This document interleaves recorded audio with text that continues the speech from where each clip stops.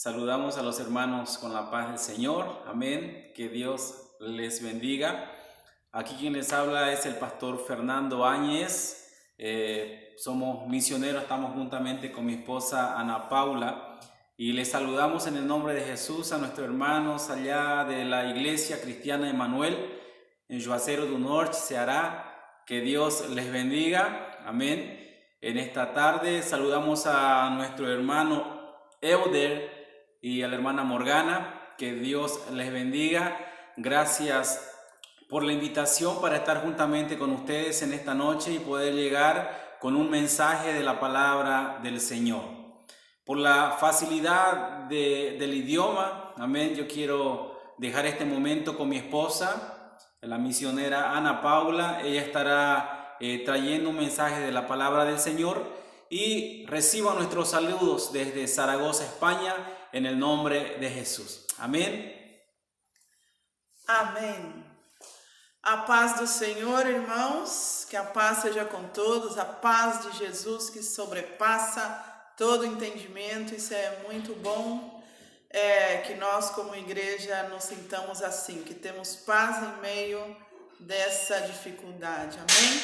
Bem, meu nome é Ana Paula, estamos aqui na Espanha. Chegamos alguns dias antes da quarentena, uma época muito difícil, muito complicada, mas o Senhor tem nos dado essa paz e essa graça para superar essa situação. Nós viemos com a família, meu esposo Fernando, temos duas filhas, Camila e Clara. A Camila, a mais velha, tem 12, a Clara tem 10 anos. E ficamos nesse confinamento, fazendo os cultos online, assim como vocês, com a expectativa da liberação para nós podermos começar o trabalho aqui na congregação. E graças a Deus agora estamos começando esse processo de desconfinamento e começando a trabalhar com a igreja. Começamos já a fazer uma escola de líderes, temos alguns projetos. Esperamos que os irmãos orem por nós, amém? Nós estamos na cidade que se chama Zaragoza e tem muitos muçulmanos aqui também, tem muitos desafios e pedimos que o Senhor nos capacite, tenha misericórdia de nós para que possamos fazer a obra dele com excelência, sem descuidar o propósito dele, o chamado dele para as nossas vidas, amém? Bem, nós estamos aqui no nosso templo, é um templo pequeno, entra aproximadamente umas 50 pessoas e nós já recebemos autorização para trabalhar, para fazer os cultos com 30% da congregação. Então, desde o sábado passado nós tivemos nossa primeira reunião e assim nós vamos desenvolvendo o trabalho com a graça de Deus. Eu agradeço a oportunidade que nos dá os irmãos Elder e Morgana.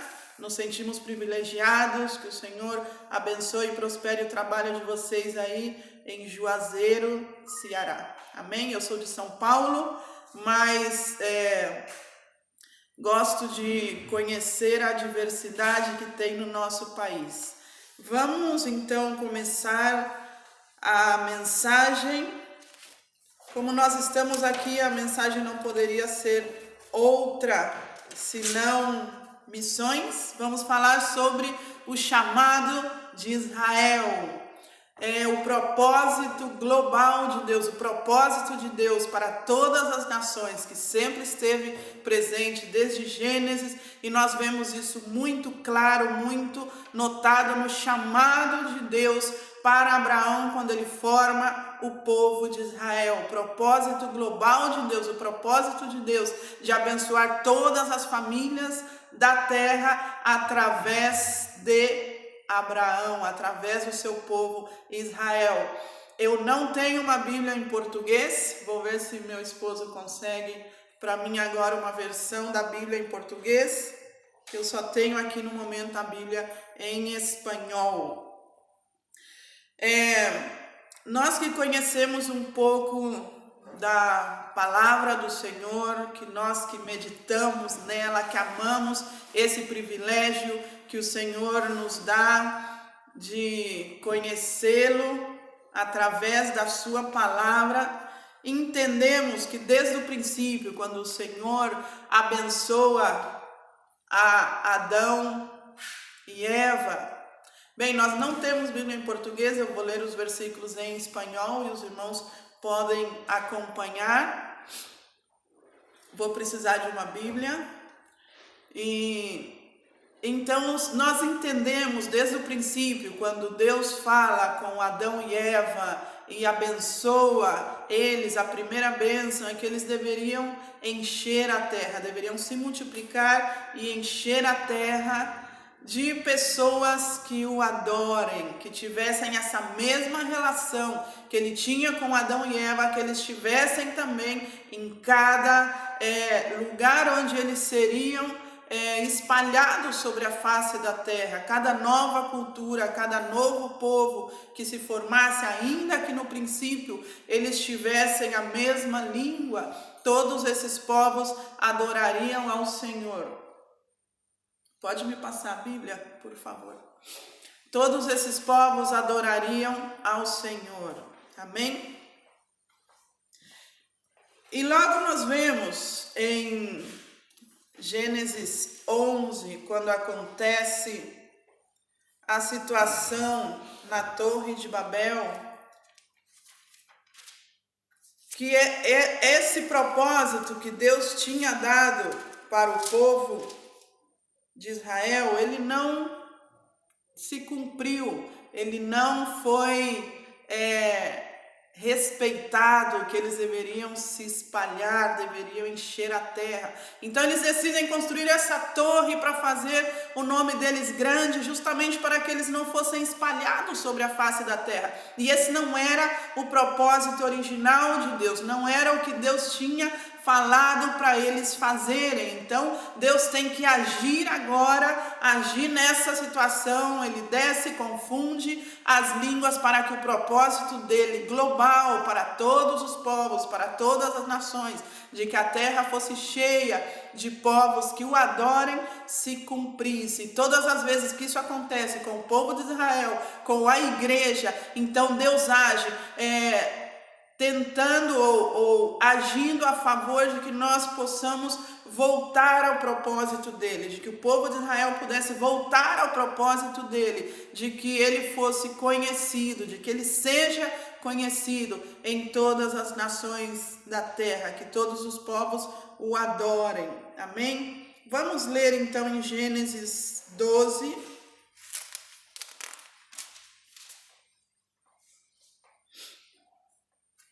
Gênesis 12, vamos ler em português, conseguimos aqui em português? Gênesis 12, versículos 1 e 2, bem, podemos ler até o 4, diz assim: Ora, o Senhor disse a Abrão, sai-te da tua terra, da tua parentela e da casa de teu pai, para a terra que eu te mostrarei. E farei de ti uma grande nação, abençoar-te-ei e engrandecerei o teu nome, e tu sê uma bênção.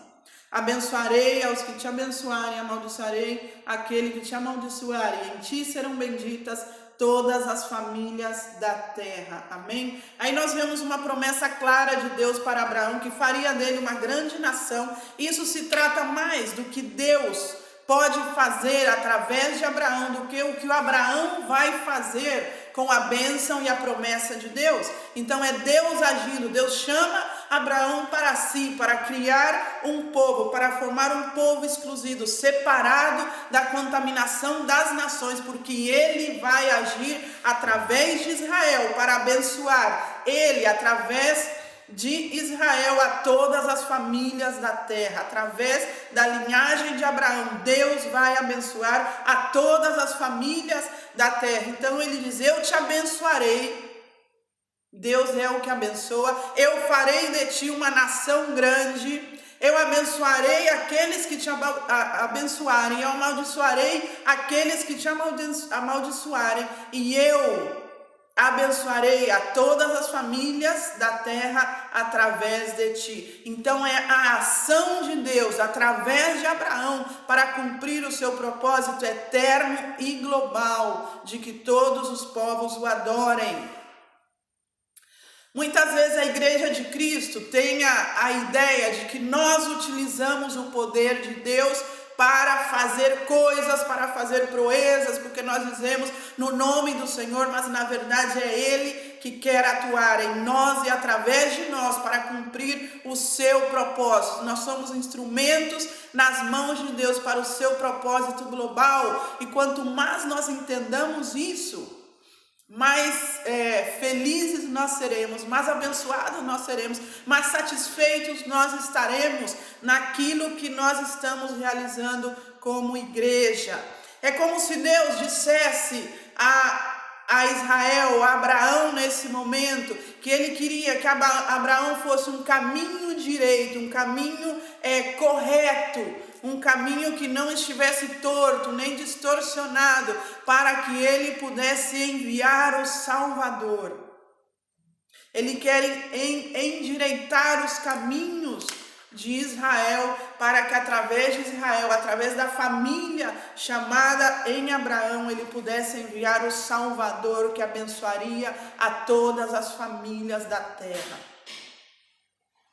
É isso que o Senhor nos pede também, que nós sejamos esse caminho direito, não distorcionado, não torto, com propósitos claros, direito, para que Ele possa se manifestar através de sua igreja aqui na terra. Deus tem um propósito para as nossas vidas, para a sua igreja, um propósito global. Deus quer que todos os povos o adorem, como nós lemos no Salmo 67, que o Senhor tenha misericórdia de nós e Ele nos abençoe. E logo nós lemos nos versículos 4 e 5 que todos os povos o adorem. Então Deus se revela através da história, não somente da história bíblica, senão da história das nossas circunstâncias. Das circunstâncias que nós vivemos, nós vemos que Deus se revela e Ele quer se revelar. Ele se revelou através da história bíblica, Ele se revelou através do seu povo, Ele em muitas ocasiões utilizou situações difíceis para mostrar o seu grande poder, como no momento em que Ele envia Moisés para tirar o seu povo do Egito, que estão lá escravizados, e ele endurece o coração de Faraó para que o seu povo não saia, e em uma ocasião ele diz: eu te coloquei para que o meu nome fosse conhecido, para fazer o meu nome grande. Então Deus ele utiliza essas circunstâncias contrárias, difíceis, para fazer o seu nome conhecido através da manifestação do seu poder. Então, na saída do povo de Israel do Egito, Deus manifesta o seu poder tremendamente para fazer o seu nome grande. Nós vemos que logo depois disso, quando eles saem, quando eles atravessam o deserto e vão espiar a terra, lá eles têm a informação de que todas as nações que estão ali ao redor deles têm conhecimento do que Deus fez no Egito e estão temendo. Estão conhecendo que existe um Deus poderoso e um Deus que está com Israel. Então Deus quer utilizar a Israel para fazer o seu nome conhecido. Ele sempre teve um propósito eterno e global. E em algum momento Israel também se desviou desse propósito.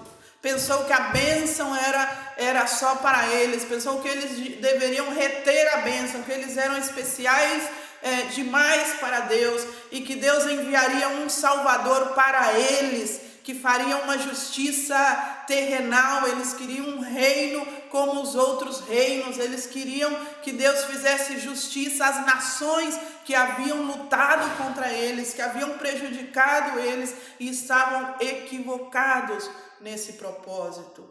A situação não era que Deus amava demais a Israel senão que Deus amava também aos outros povos e queria utilizar a Israel, e necessitava utilizar a Israel para ser o transmissor da bênção, para fazer o seu nome conhecido através de Jesus, o Salvador, o desejado das nações, o leão da tribo de Judá. Então ele abençoaria a todas as nações da terra. Vamos ler também em Gálatas capítulo 3, versículo 8.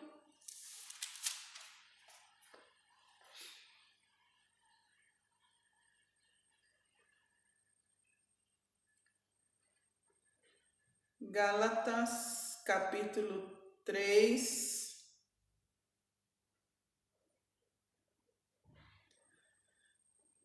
Gálatas capítulo 3, versículo 8, diz assim: Ora, a Escritura, prevendo que Deus havia de justificar pela fé os gentios, anunciou previamente a boa nova a Abraão, dizendo: em ti serão abençoadas todas as nações. Nós, quando começamos a analisar a formação da igreja através de Jesus, através dos evangelhos, e nós lemos no livro de Atos dos Apóstolos, lá em capítulo 2, na descida do Espírito Santo, na festa de Pentecostes. Então nós vemos uma situação muito interessante, que nos alegra bastante, que nos enche o coração de alegria, quando eles são cheios do Espírito Santo e vem sobre eles línguas repartidas, e nós vemos que aí haviam varões de todas as nações, varões piedosos de todas as nações, conhecidas nessa época, e eles começam a escutar as maravilhas de Deus, cada um no seu idioma. É o próprio Espírito Santo que está pregando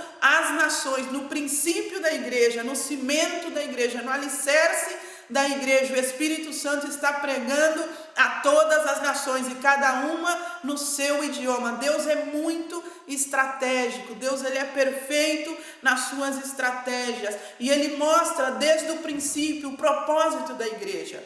E em que momento nós nos equivocamos? E em que momento nós começamos a desviar e deixar de entender o propósito de Deus para nossas vidas, o propósito de Deus para a igreja? Em que momento nós começamos a construir a nossa torre de Babel e começamos a descuidar dos propósitos globais e eternos de Deus, de abençoar através da sua igreja, agora que é a que dá a conhecer a Jesus, a fazer com que o mundo seja reconciliado com Ele? Em que momento nós nos desviamos? Em que momento entrou isso no nosso coração, que nós pensamos que o Evangelho é para que nós sejamos abençoados, para que nós possamos dizer que nós temos um Deus poderoso, que Ele nos dá a vitória, que Ele sempre nos dá a vitória, e a vitória Ele já nos deu, porque Cristo venceu por nós. A vitória que Ele nos deu é a vitória sobre a morte, e todas as demais coisas serão adicionadas àqueles que buscam primeiro o reino de Deus. Deus não é um instrumento para nos dar vitória. Jesus não morreu na cruz para que eu tivesse casa própria, um carro e dinheiro no banco, ainda que essas coisas sejam boas e necessárias. A vitória que Ele nos deu é a vitória sobre a morte, a salvação. E Ele diz: eu quero que vocês sejam esse caminho direito e correto pelo qual eu possa apresentar o desejado das nações, apresentar Jesus a todas as nações. A missão é de Deus, o propósito é de Deus. Mas dentro da missão de Deus, cada um de nós temos uma responsabilidade como igreja. O Espírito Santo repartiu dons à sua igreja para que esses dons fossem utilizados com um propósito.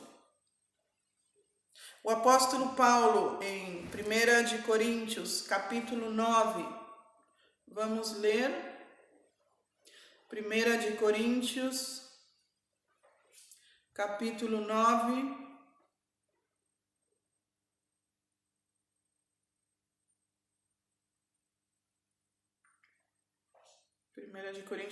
9, versículo 6.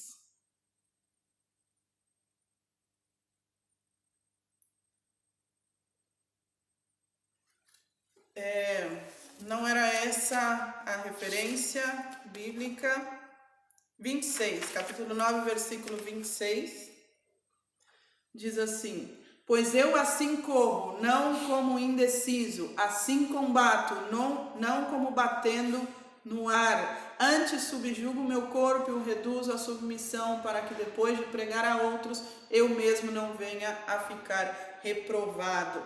Ele diz que assim ele combate, não como um indeciso. Em outras versões diz que assim ele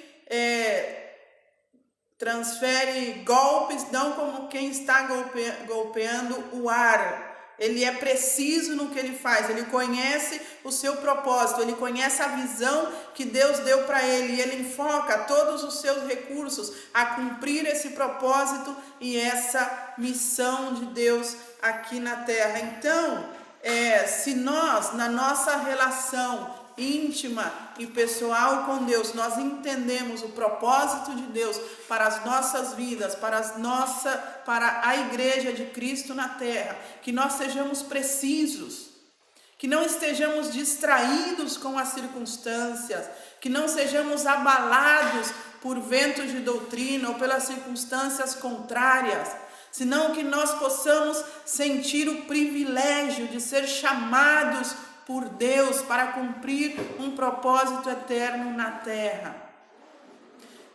Fazer missões não é uma opção para a igreja. Missões não é um departamento somente da igreja, que a igreja pode decidir se faz ou não. Senão que missão é o propósito de Deus na terra, e igreja está inserida dentro da missão. A igreja é parte de missões e não missões uma parte da igreja. Deus teve uma missão e para cumprir a missão dele, ele decidiu formar a igreja. Então a igreja está dentro da missão de Deus. A igreja é parte de missões e não missões uma partezinha da igreja, um departamento da igreja. Quando nós oramos pelos missionários e enviamos oferta. Não, a igreja é parte de missões, é parte da missão de Deus na terra, é parte do propósito de Deus.